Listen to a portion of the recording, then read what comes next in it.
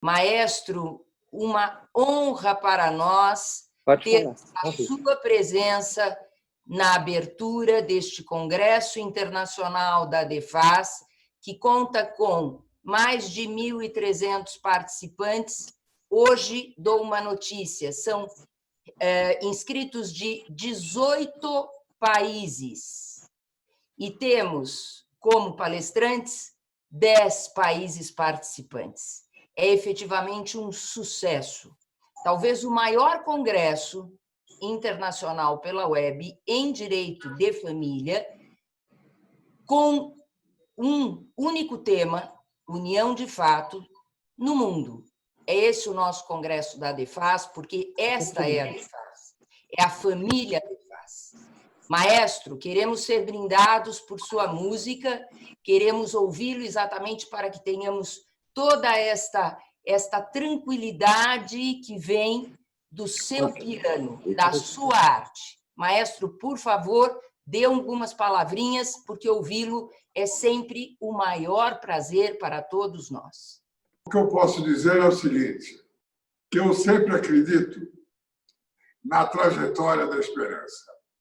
Por quê? Tive uma vida como pianista que foi profundamente gratificante durante 50 anos. Comecei aos 8 anos e tive 24 operações na minha vida. Tive que, aos 62 anos, iniciar uma nova carreira como maestro. Completei 80 anos nesta última quinta-feira, mas eu desisti, porque só podia tocar com 2 polegares. Desisti do piano definitivamente em janeiro do ano passado. Mas depois fizeram essas luvas biônicas, que saiu em 187 jornais do mundo, que eu estava, depois de 22 anos, colocando todos os dedos no teclado novamente. E assim sendo, com essas luvas biônicas, estou alimentando o meu sonho do mesmo jeito que você, Regina.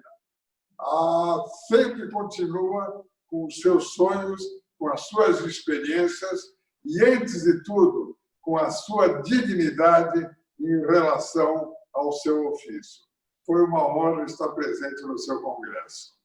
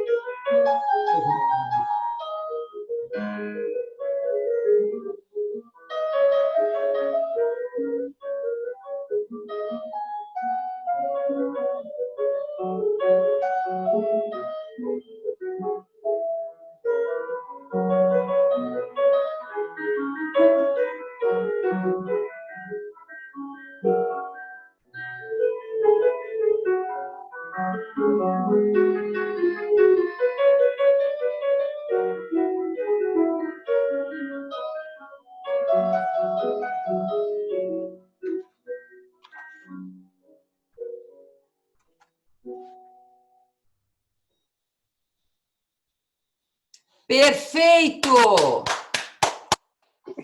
Obrigado! O importante é sempre na música procurar aquilo que você faz, transmitir emoção em primeiro lugar, e é isso que eu procuro fazer em toda a minha vida, desde os 8 anos de idade. Foi uma honra. Obrigadíssimo. Maestro, o senhor é um exemplo de vida, o senhor é um exemplo para todos, o senhor é um exemplo para a ADEFAS. Perseverança, persistência, todos os dias, em todos os dias, vencendo todos os obstáculos. Nós da ADEFAS, nossa família ADEFAS, é assim. E mira-se no senhor, maestro. O senhor, efetivamente, é o nosso exemplo. Ama o que faz. Muito obrigada de coração. Muito obrigada, maestro. Muito obrigada. Um grande beijo a você e a todos aqueles que estão participando desse congresso. Obrigadíssimo. Faz tchau. Muito bem, agora um bom dia a todos. É uma imensa satisfação estarmos todos juntos aqui no Zoom, aqueles que participarão das exposições, das análises comparatísticas e dos debates, e pelo YouTube, todos os demais participantes que também terão a oportunidade de fazer seus comentários e estaremos sempre atentos a tudo aquilo que for dado como mensagem no YouTube. Somos mais de 1.300 participantes em 18 países. Temos inscritos de 18 países. É efetivamente um congresso internacional de direito de família e das sucessões, e com uma opção muito especial. A nossa opção foi, juntamente com a doutora Atalá Correia, nosso presidente da ADEFAS do Distrito Federal, fazermos neste congresso uma análise aprofundada de um único instituto, o Instituto da União de Fato, também chamada União Estável, União Convivencial, isto, a depender do país, uma denominação, mas como na maior parte dos países o nome é União de Fato, ou União de Fato é uma expressão que todos entendem, este é o título do congresso, a União de Fato no cenário internacional. Vamos ter uma análise comparada com muitos ordenamentos jurídicos, exatamente porque a União de Fato é o instituto que gera muita preocupação à nossa associação, a ADEFAS. Exatamente por ter uma norma muito aberta e atolar os nossos tribunais com demandas judiciais. A insegurança jurídica na União Estável é enorme. E exatamente assim, resolvemos, eu e professora Atalá Correia, nós coordenadores deste primeiro congresso internacional pela web da ADEFAS, fazermos algo muito especial para todos os nossos associados e também para os simpatizantes da ADEFAS. Um congresso gratuito, um congresso aberto, um congresso que terá 5 dias de duração, de segunda a sexta, das 9 às 13 horas. E, efetivamente, precisamos abeberar nos ordenamentos jurídicos dos países participantes, aqui muito bem representados pelos maiores professores de todos esses países que participam: África, Argentina, Chile, Colômbia, Peru, Paraguai, Uruguai, Portugal, Espanha e Brasil. Temos que aproveitar este congresso da melhor maneira. Temos que, nós brasileiros, refletirmos melhor sobre esse Instituto da União Estável. Temos que refletir exatamente abeberando nas fontes dos ordenamentos jurídicos estrangeiros como é que este instituto é ordenado, é tratado. E, dessa forma, teremos moderadores na língua espanhola e na língua portuguesa, Ricardo Bipmeil e Maria Carolina Nomura farão as sínteses de cada exposição, breves sínteses, para que todos os participantes possam compreender devidamente o nosso congresso e, enfim, as palestras que aqui serão proferidas.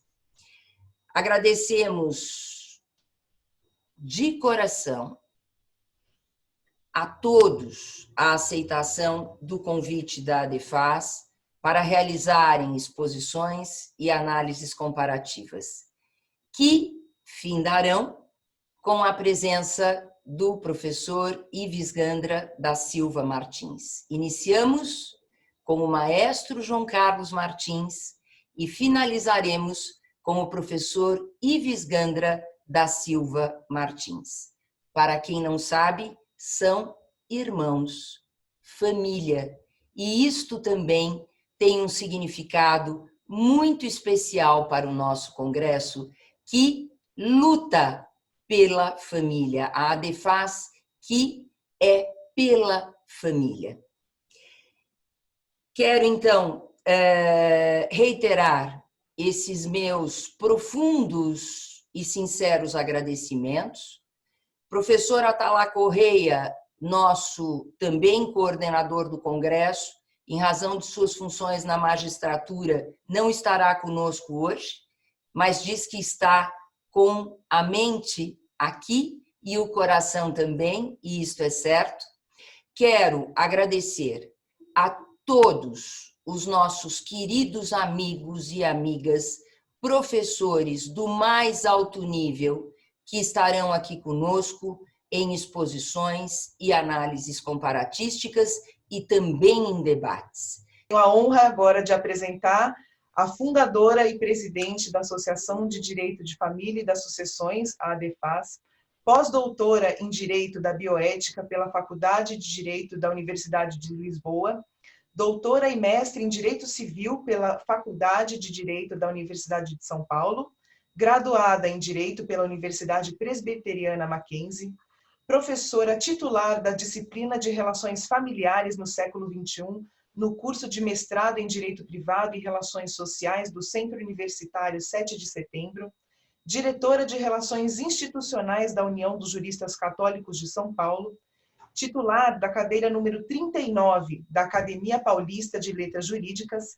membro da Academia Ibero-Americana de Direito de Família e de las Personas, conselheira da FEComércio e foi membro da Comissão Especial de Assessoria à Relatoria Geral do projeto do atual Código Civil Brasileiro, na Câmara dos Deputados. Participou de outros projetos legislativos, como o projeto de lei do novo Código de Processo Penal, de Processo Civil, desculpem, e é sócia fundadora do escritório de advocacia Regina Beatriz Tavares da Silva, Sociedade de Advogados. E como advogada, atua nas áreas de direito de família, direito das sucessões, bioética e responsabilidade civil. Essas foram só algumas das qualidades, das qualificações da professora Regina Beatriz, que seu currículo é muito extenso, não daria tempo. Então, apresentamos agora o primeiro painel, que tem agora a professora Regina Beatriz Tavares da Silva como sua primeira expositora. Por favor, doutora Regina. Muito obrigada, Maria Carolina. Eu gostaria que você também citasse todos os membros, todos os participantes deste primeiro painel, antes que eu possa dar início à exposição. Pois muito bem. Então, teremos também as seguintes expositoras. A doutora Cristina Manuela de Araújo Dias, de Portugal, Universidade do Minho. A professora Alicia Garcia de Solavagioni, da Argentina, Universidade Nacional de Córdoba. E a professora Marcela Aspel, também da Argentina, Universidade Nacional de Córdoba. Na nossa análise comparatística, teremos o doutor Francisco Eduardo Loureiro, que é magistrado, e mais para frente teremos debates. Muito obrigada. Muito obrigada, Maria Carolina. Neste primeiro congresso internacional pela web da ADEFAS, a razão principal da opção monotemática União de Fato deveu-se efetivamente à necessidade da análise aprofundada deste instituto. No Brasil, a união de fato é chamada união estável Em outros países que estão aqui representados, união convivencial, como na Argentina, ou até mesmo concubinato, como no Uruguai.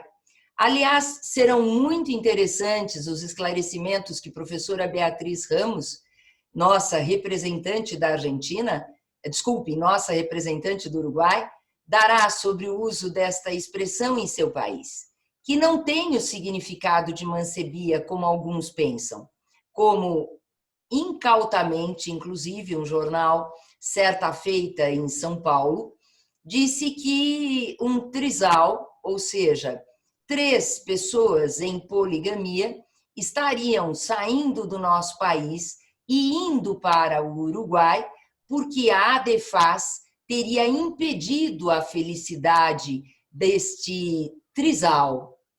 Uma mulher com 2 homens, uma criança, ela, sem revelar quem seria o pai desta criança, estava indignada com o trabalho da ADEFAS no CNJ, que obteve a proibição da lavratura das escrituras de poligamia. Foi a nossa ADEFAS que fez este trabalho. E a professora Beatriz Ramos, então, nossa representante do Uruguai, repito, esclarecerá o erro deste trisal e deste grande jornal brasileiro, que não se deu conta que no Uruguai a união estável é o concubinato.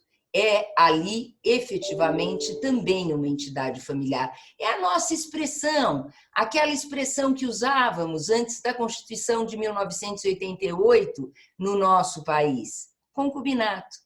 Mas no Uruguai também a união estável é, obviamente, aquela que se considera a entidade familiar, e não a poligamia, ou poliamor, ou poliafeto.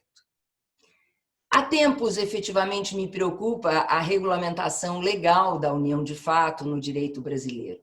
Minhas preocupações vêm desde a Lei 9.278 de 1996, que revogou uma lei que vigorava há menos de 2 anos, a Lei 8.971 de 94. Processo legislativo muito rápido, né? Imaginemos nós brasileiros uma lei ser aprovada no Congresso Nacional em menos de 2 anos para revogar a lei de 94.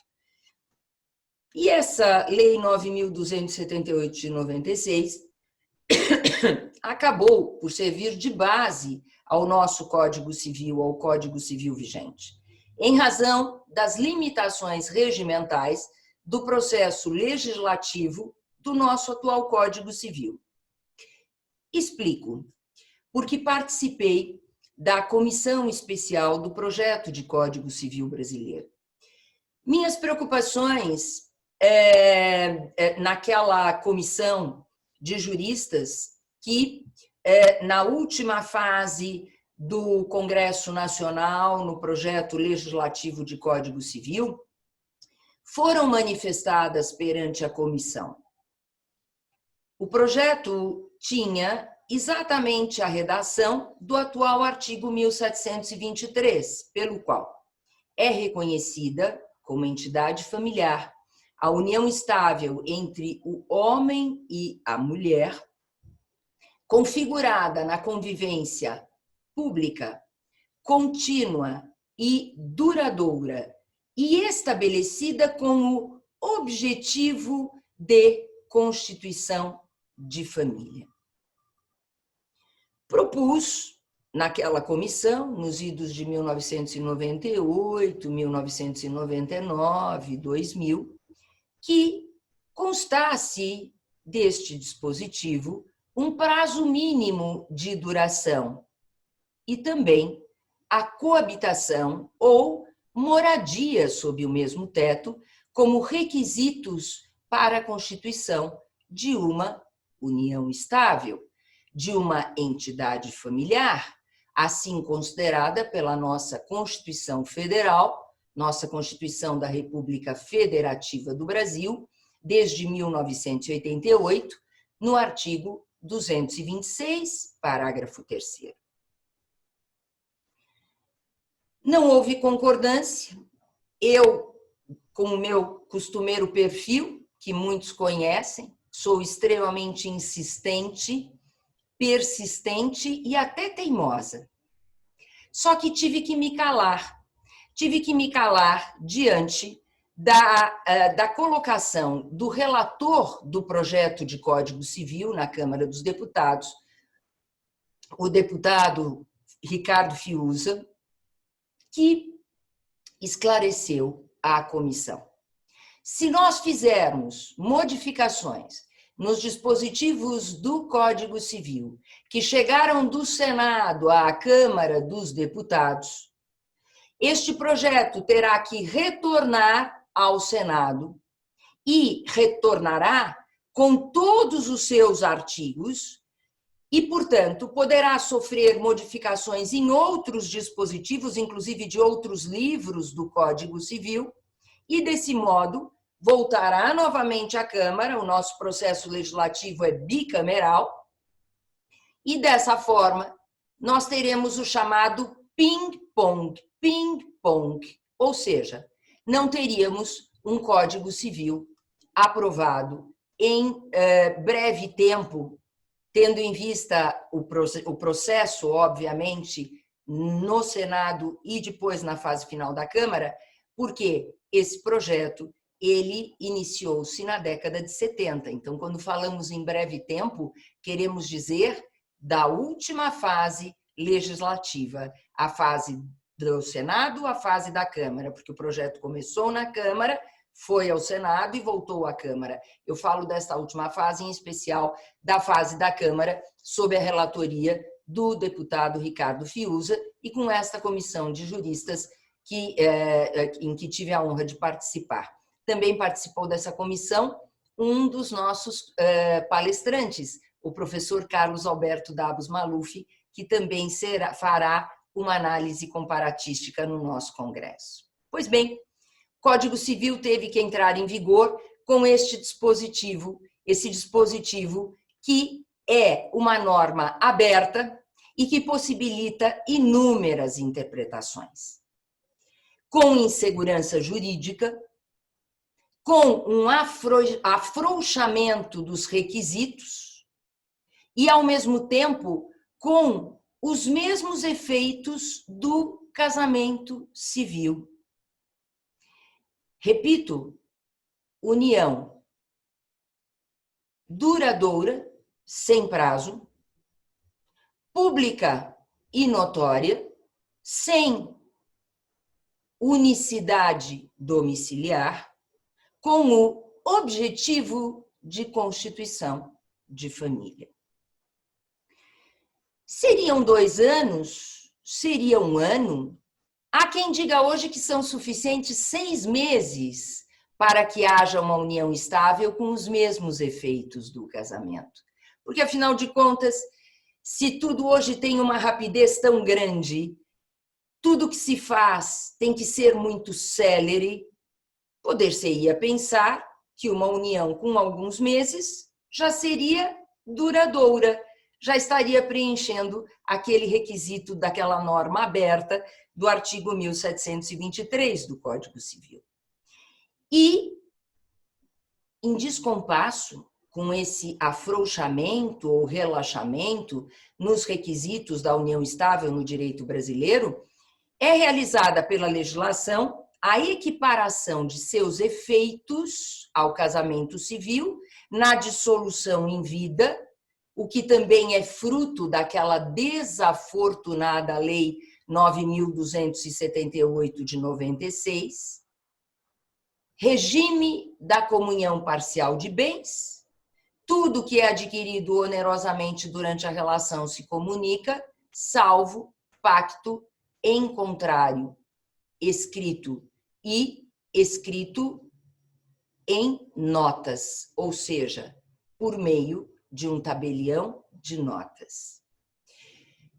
Claro, fique que não são todos que têm sequer a oportunidade de procurar um tabelião de notas para estabelecer outro regime. Aliás, a maior parte das pessoas que vivem em união estável sequer sabem, no Brasil, quais são os efeitos desta situação de fato, que vai se fazendo e se construindo no plano dos fatos, com a junção das escovas de dentes, com roupas de um e de outro, na casa de um e de outro, e que vão, aos pouquinhos, né, fazendo com que seus laços fiquem mais fortes. Sendo que, no Brasil, esses efeitos patrimoniais, na dissolução em vida, do regime da comunhão parcial de bens, eles vão retroagir à data do primeiro brinde de vinho, de champanhe, de espumante, ou quiçá de cerveja ou uma cachaçinha.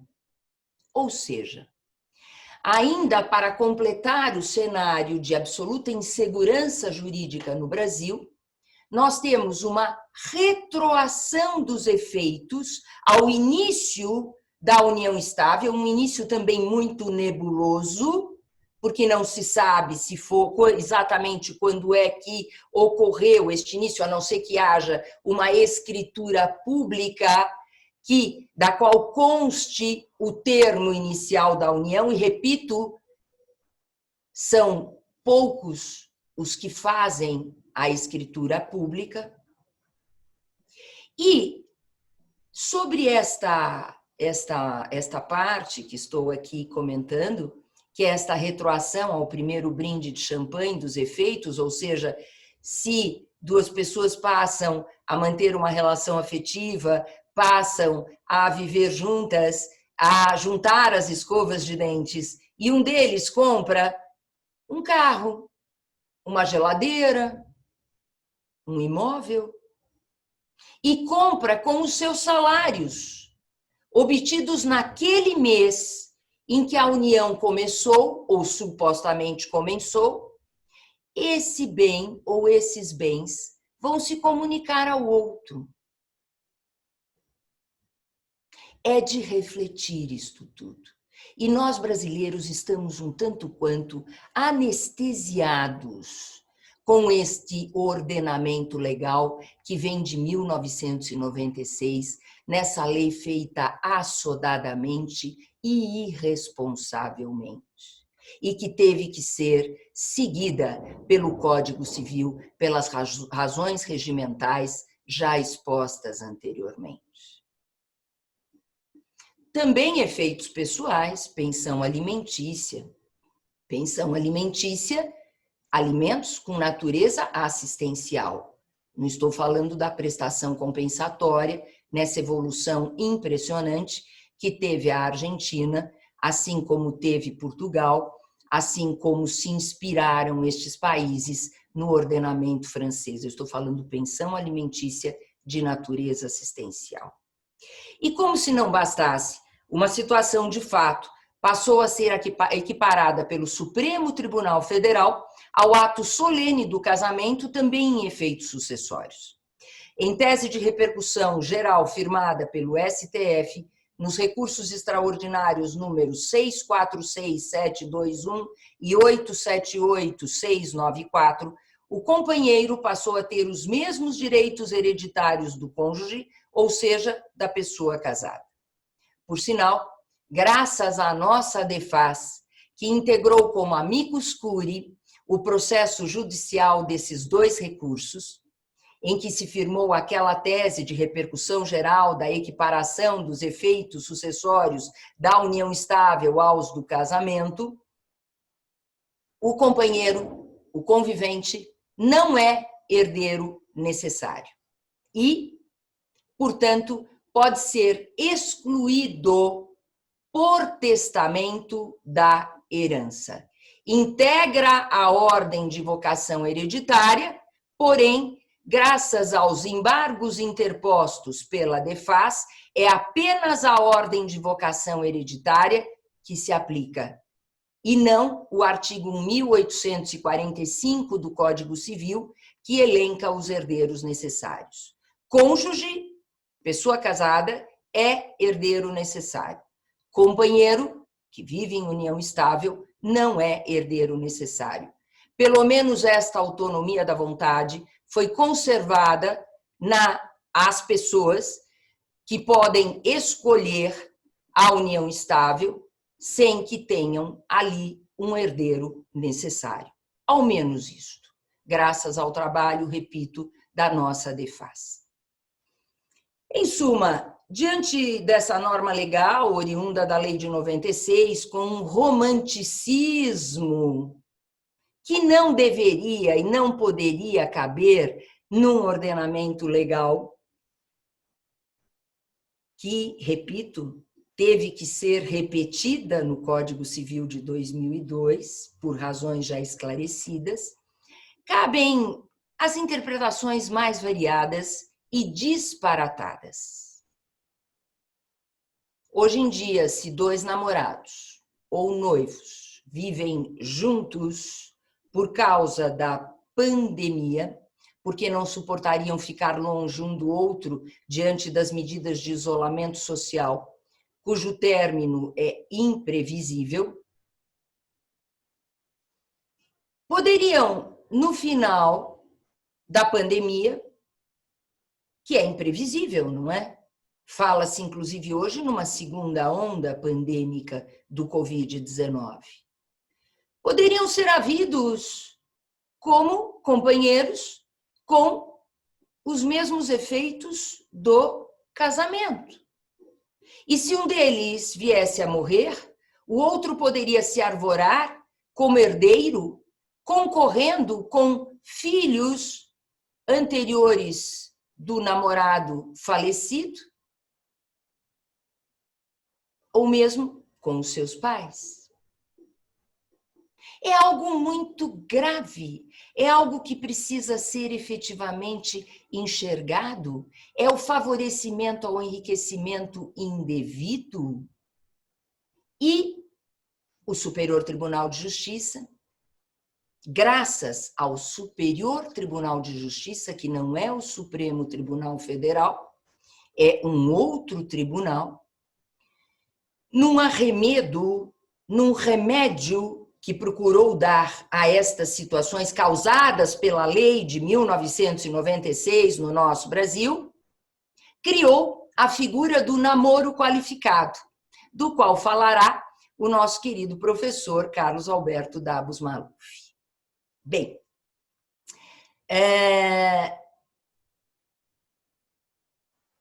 dessa regulamentação aberta da norma legal, surgiram outras interpretações ainda mais desastrosas, como que no artigo 1723 do Código Civil, que regula a união estável, caberia a poligamia. 3, 4 ou 5 pessoas, o número que fosse, com filhos, vivendo em entidade familiar com os mesmos efeitos do casamento e também perante terceiros. Previdência Pública, INSS, seguro ou plano de saúde privado, clube desportivo. A ADEFAS, em pedido de providências feito ao Conselho Nacional de Justiça, teve o seu pedido julgado procedente e o CNJ, sob a relatoria do ministro João Otávio de Noronha,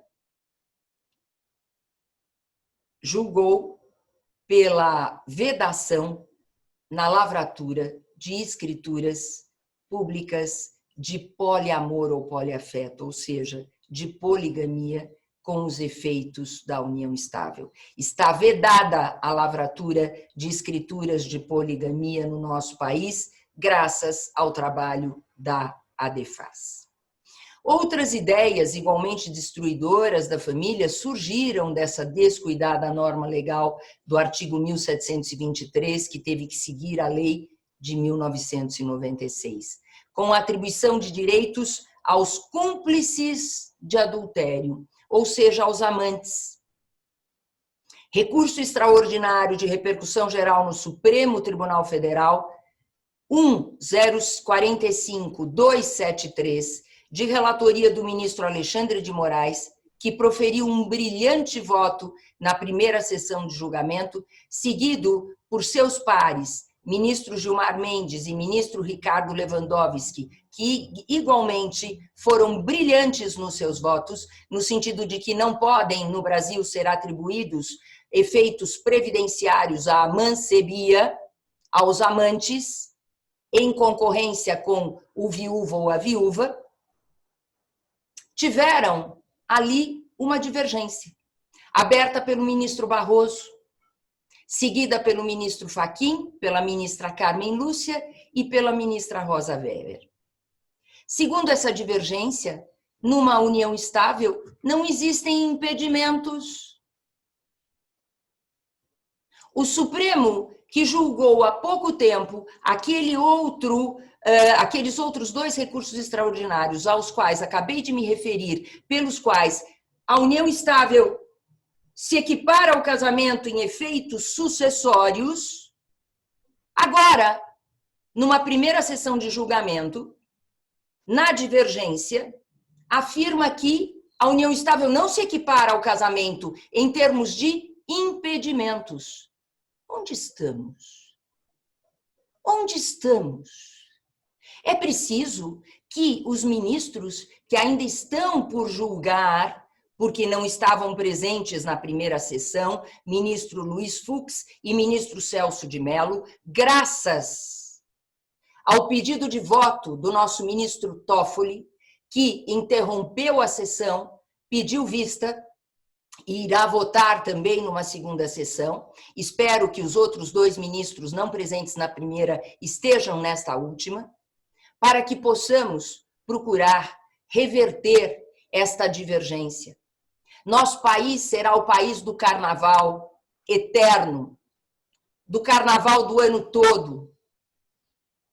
O país em que se admitirá o ménage à trois, como muitos e muitos jornais no mundo inteiro divulgaram quando 2 notárias tiveram o atrevimento de lavrar escrituras de poligamia, chamado poliamor, como união estável. Aquelas que foram vedadas graças ao trabalho da nossa DEFAS.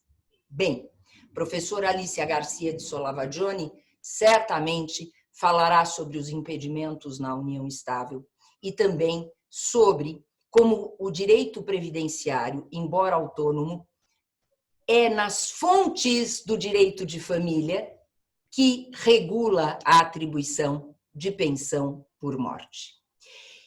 Enfatize-se que outras ideias absurdas surgiram dessa norma legal imperfeita. Estado civil de conviventes ou de companheiros. Como é que uma situação de fato pode gerar estado civil?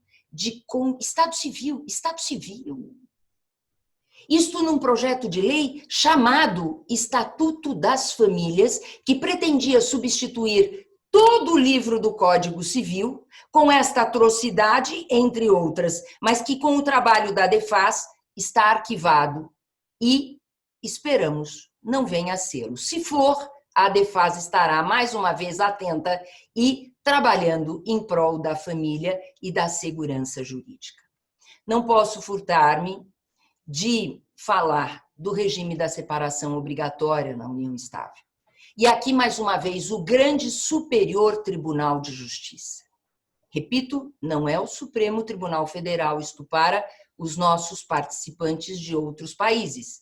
É o Superior Tribunal de Justiça que, além de ter criado aquela expressão namoro qualificado, à qual já me referi, também trouxe uma interpretação relevante, segundo a qual, na união estável, se aplica o regime da separação obrigatória de bens.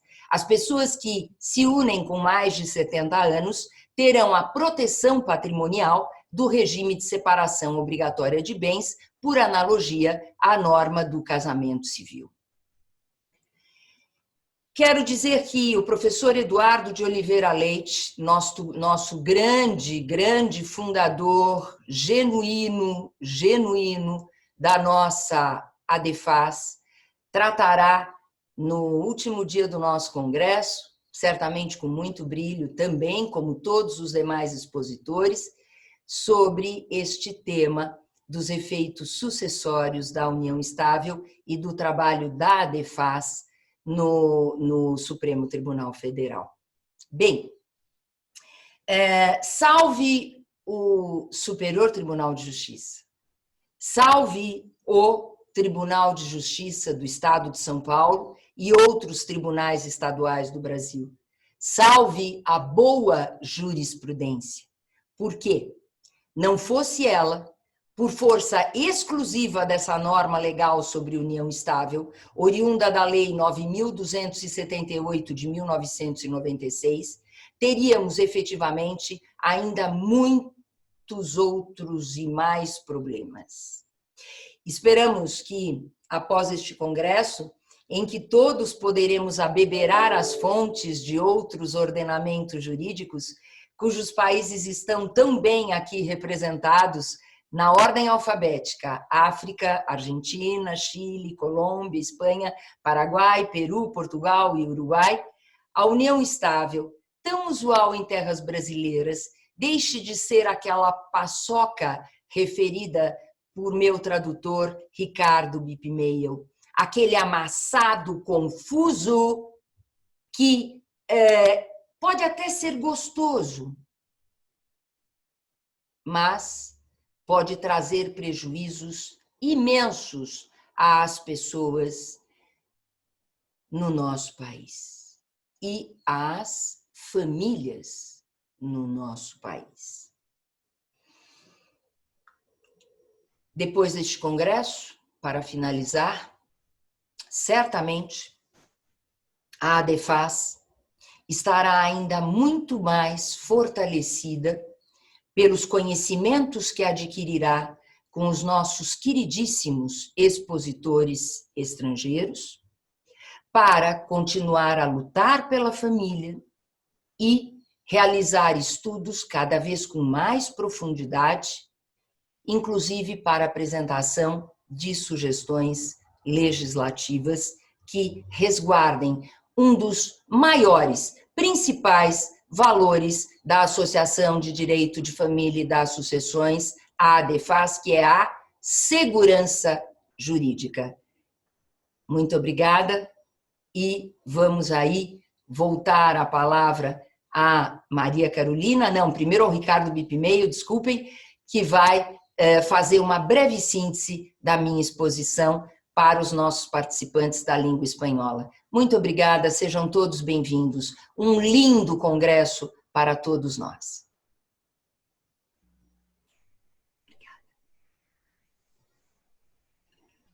Bueno, Regina aclaró muy bien que ella no respeta el ordenamiento que teníamos preparado y toda la traducción que teníamos armada desde anoche a las 12 de la noche, pero bueno, para que los argentinos y todos los de lengua española puedan entender bien, voy a tratar de resumir un poco. No puedo resumir mucho porque se van a perder cuestiones esenciales, pero voy a hacer lo más breve posible. En este primer Congreso Internacional en el sitio web realizado por ADEFAS, la razón principal de la opción monotemática Unión de Fato se debió a la necesidad de un análisis exhaustivo de este instituto. En Brasil también se llama unión estable.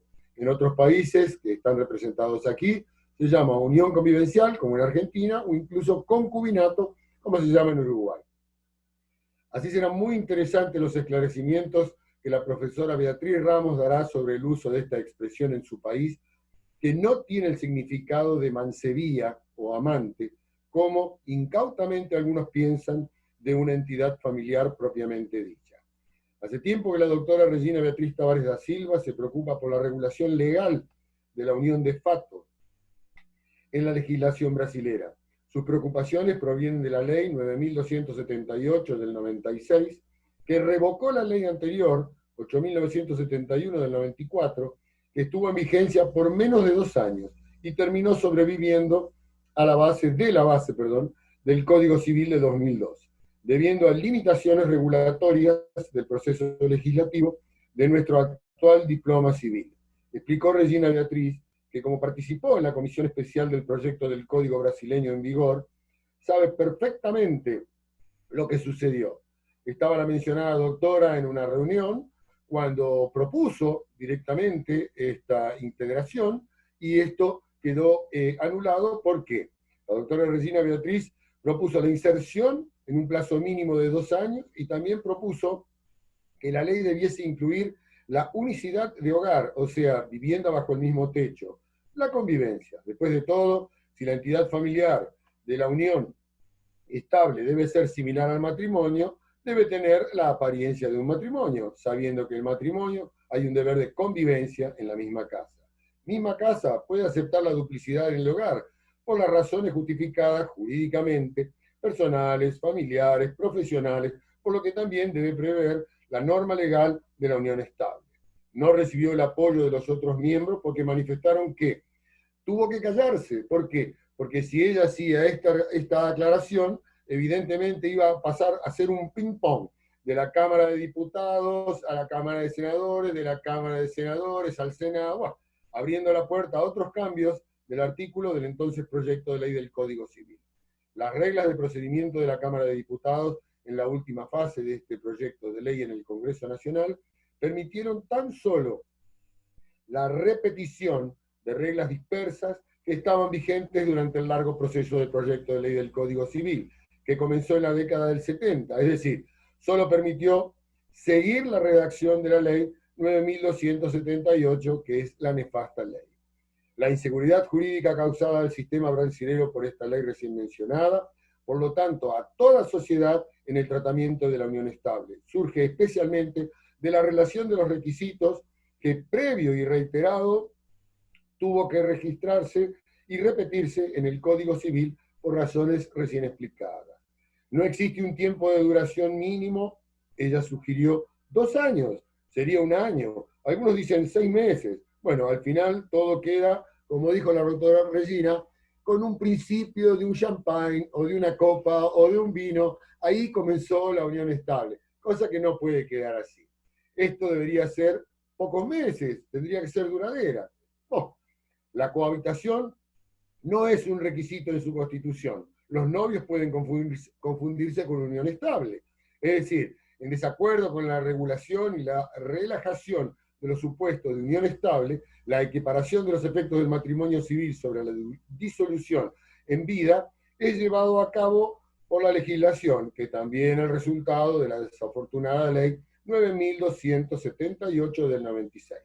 Régimen de comunión parcial de bienes, como dijo la doctora Regina. Todo lo que se adquiere onerosamente durante la relación se comunica. Alimentos o pensión alimenticia de naturaleza asistencial. Y como si eso fuera poco, el Tribunal Supremo Federal llegó a equiparar una situación con el solemne acto del matrimonio, también en sucesión, en una tesis de repercusión general firmada por el Supremo Tribunal Federal en recurso extraordinario número 646721 y recurso extraordinario 878694. El conviviente tiene los mismos derechos hereditarios que el cónyuge, es decir, la persona casada. Por cierto, ADEFAS integró como amicus curiae el proceso judicial de recurso extraordinario que acabó con citar Regina Beatriz y que estableció una tesis de repercusión general: el compañero no es heredero necesario y puede ser excluido de la herencia simplemente por testamento. Esto, como dijo la doctora, va a ser muy bien detallado por el profesor Eduardo Olivera Leite, que ahora lo saludo, y ahí lo veo a mi amigo Eduardo. En resumen, ante la norma legal hecha oportunamente, reitero, 9.278 del 96, con un romanticismo, como dijo la doctora, que no debería tener cabida en el ordenamiento jurídico. Norma esta que tuvo que ser repetida en el Código del 2002, hoy si los novios viven juntos. Debido a la pandemia, debido a esta situación que estamos viviendo, esa simple unión ya se considera una unión estable. Es decir, compitiendo con los hijos del difunto o con los padres en la orden vocacional hereditaria, prevista en el artículo 1824 del Código Civil, si no hay voluntad expresa, testamento, que excluya al compañero sobreviviente sobre la herencia. Enriquecimiento inadecuado. Esto se debe a que los novios pueden confundirse fácilmente como pareja frente a la norma legal brasileña equivocada. O tendrían que llegar a ir a los tribunales federales para decir que esto no es realmente una unión estable. ¿Por qué? Porque el Supremo Tribunal Federal confundió y la interpretación que él decía era un enamoramiento calificado, una expresión que apareció en el Supremo Tribunal de Justicia. Obsérvese que este es otro tribunal brasileño, no es el Supremo Tribunal Federal, para arreglar una injusticia mayor. Pero eso es un remiendo de una norma legal que solo genera incertidumbre legal, que será detallada por el profesor Carlos Alberto Dabuz Maluf en este Congreso. Los sistemas legales en otros países tratan institutos de unión estable de manera muy diferente que comparación con el elegido por la ley 9278 del 96. Y el Congreso también ayudará a que otros sistemas legales, ya que tenemos integrantes de 15 países, se advierte que la regla brasilera originada por esta ley 9278 favorece al enriquecimiento indebido. Y a partir de la regulación abierta de la norma legal brasilera, surgieron otras interpretaciones desastrosas, como la que encajaría la poligamía. Es decir, 2, 3, 5 personas, independientemente del número, podrían vivir en una unión estable con los mismos efectos del matrimonio, entre ellos también ante la seguridad social pública. El Instituto de Seguridad Social se llama, por lo menos en Argentina, ante el seguro, ante el plan de salud privado, ante el club deportivo, etc. ADEFAS pudo poner fin a esta interpretación que estaba haciendo dos escribanías o escribanos brasileros al solicitar medidas al Congreso Nacional de Justicia, al Consejo, Nacional de Justicia. ADEFAS hizo uso de la Constitución Federal en esta solicitud, considerada válida por el Congreso Nacional de Justicia bajo el informe del ministro Octavio Noronha. La norma de la Constitución Federal, contenida en el artículo 226, párrafo 3º, según la cual unión estable es de 2 personas. Por cierto, la norma constitucional dice: a los efectos de la protección del Estado, la unión estable entre hombre y mujer se reconoce como una entidad familiar y la que debe facilitar su conversión en matrimonio, es decir, un hombre y una mujer. El Supremo Tribunal Federal ha interpretado de acuerdo a la Constitución Federal que excluye cualquier significado del artículo 1723 del Código Civil que impedía el reconocimiento de la unión entre personas del mismo sexo como una entidad familiar. Pero debemos recordar que este fallo de la Corte Suprema, en todos los votos, excepto del relator, establece que las uniones homosexuales, para ser consideradas como entidades familiares, deben ser monógamas.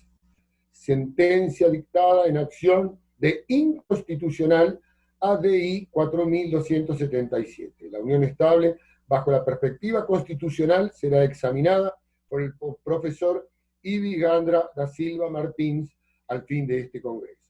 Otras ideas, igualmente destructivas para la familia, surgieron de la norma legal discutida sobre la unión estable, como la atribución de derechos a los cómplices de adulterio, popularmente llamados amantes.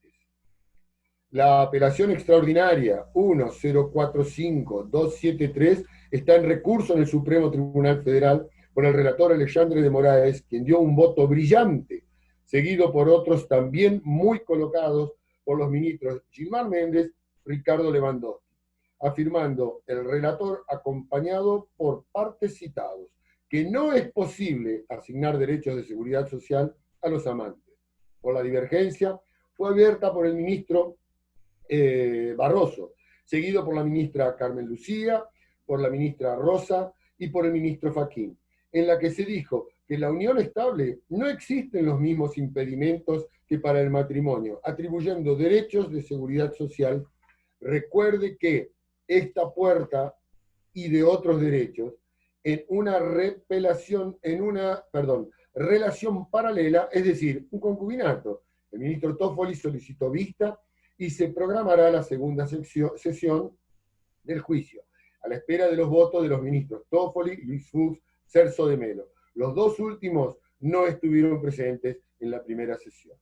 La profesora Alicia García de Solavallone, que ahora también saludo personalmente, hola Alicia, ciertamente hablará sobre los impedimentos para la unión estable y la de derechos de los amantes en el orden de la seguridad social, la familia y las sucesiones. Ciertamente recordará los derechos previsionales, a pesar de que sea independiente la relación al derecho de familia, busca los conceptos familiares de atribución de derechos previdenciarios. No existe pensión, sucesión de una jubilación, sin parentesco o sin lazos de casamiento o de unión convivencial. Enfatizó la doctora Regina nuevamente que hace aproximadamente un año una unión estable, un matrimonio y un matrimonio comenzaron a tener los mismos efectos sucesorios. Entonces, el Supremo Tribunal Federal, en un recurso extraordinario que se encuentra en trámite, ya igualó a la unión estable con el casamiento en el orden vocacional hereditario y, paradójicamente, en una divergencia abierta, desiguala a los dos institutos, porque solamente en el casamiento no tendrían derecho a herencia a los amantes, y en las uniones estables no existiría ningún impedimento, cosa que, una opinión muy particular, no me parece correcta. Por lo tanto, en vista de la ley mal hecha, las interpretaciones erróneas hechas por el Supremo Tribunal Federal en los votos de la divergencia, se abrieron los recursos extraordinarios 1045 y 273.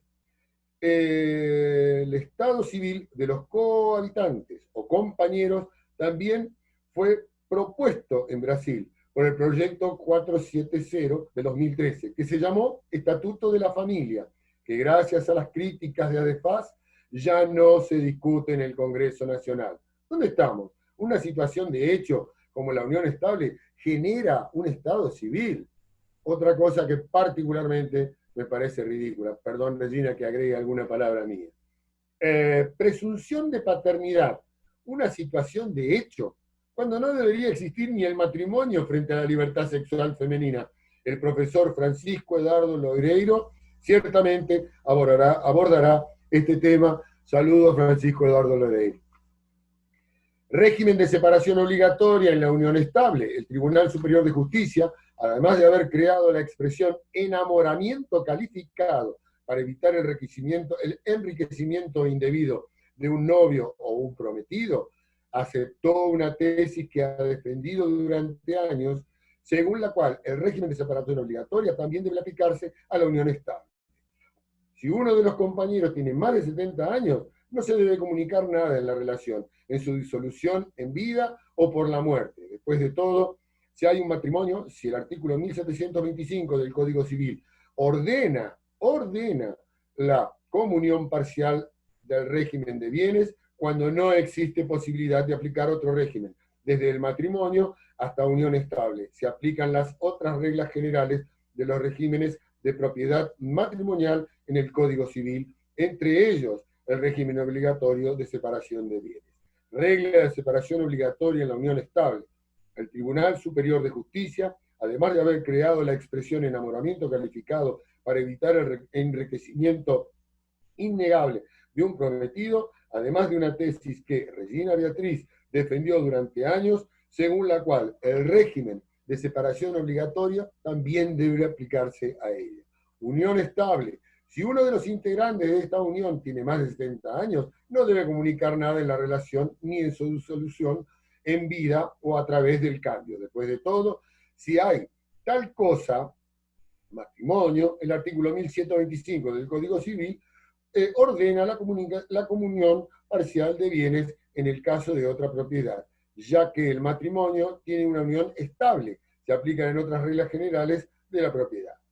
Salvemos al Tribunal Superior de Justicia, salvemos al Tribunal de Justicia de San Pablo y otros tribunales de estados en Brasil.